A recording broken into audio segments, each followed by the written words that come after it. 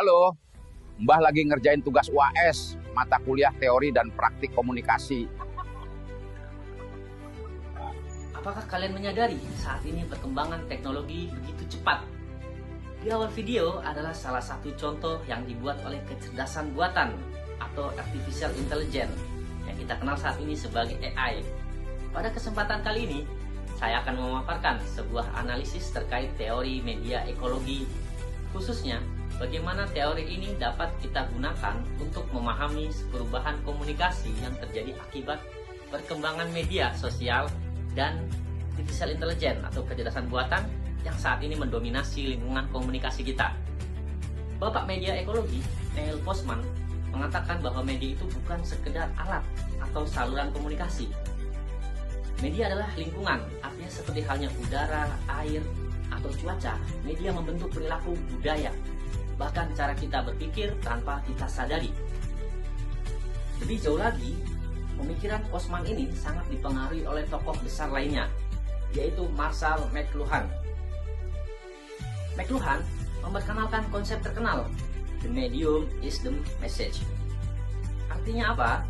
Media itu sendiri bukan hanya isi pesannya yang paling berpengaruh dalam mengubah masyarakat. Kalau kita kaitkan ke konteks saat ini, coba lihat bagaimana media sosial dan kecerdasan buatan mengubah cara kita berkomunikasi.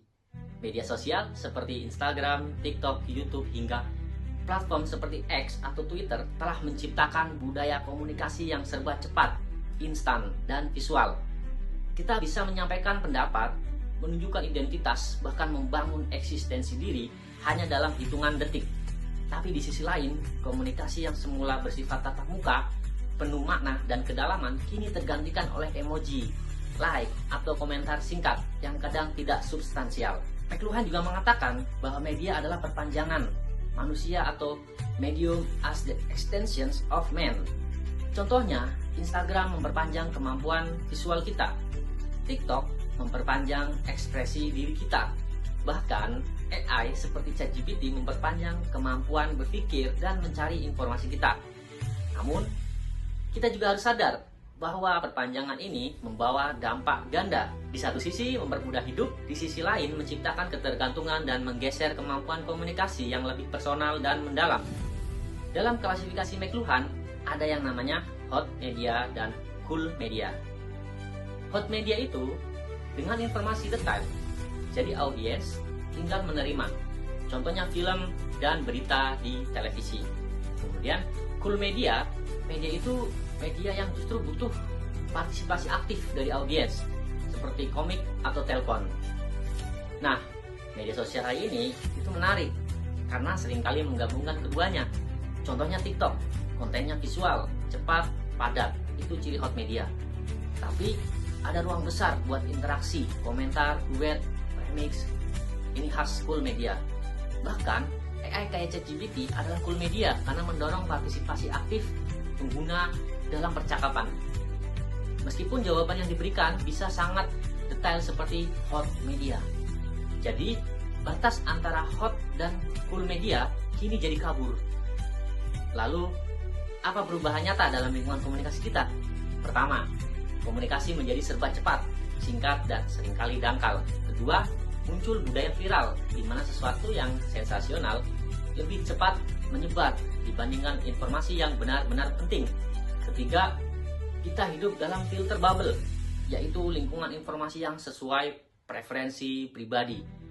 Berkat algoritma media sosial, membuat kita seringkali hanya terpapar satu sudut pandang.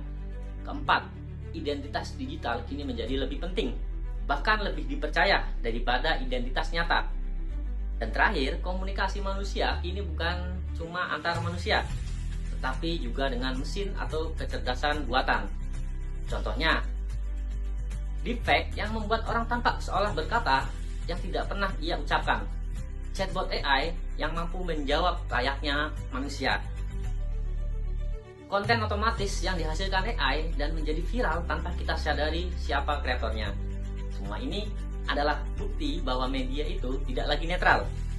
Media membentuk cara kita berpikir, berinteraksi, bahkan menentukan apa yang kita anggap sebagai kebenaran. Kesimpulannya, media sosial dan kecerdasan artifisial adalah medium yang membentuk ulang cara kita berkomunikasi, berpikir, bahkan jadi manusia. Seperti kata McLuhan, kita tidak hanya menciptakan media, tapi pada akhirnya medialah yang menciptakan kita. Pertanyaannya, di tengah derasnya arus informasi ini, apakah kita masih bisa menjadi manusia yang sadar, kritis, dan bijak? Ataukah kita hanya akan menjadi produk dari algoritma dan teknologi yang tanpa sadar kehilangan kendali atas cara kita berpikir dan berkomunikasi?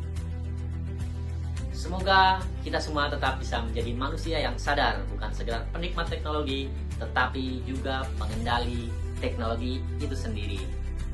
Terima kasih.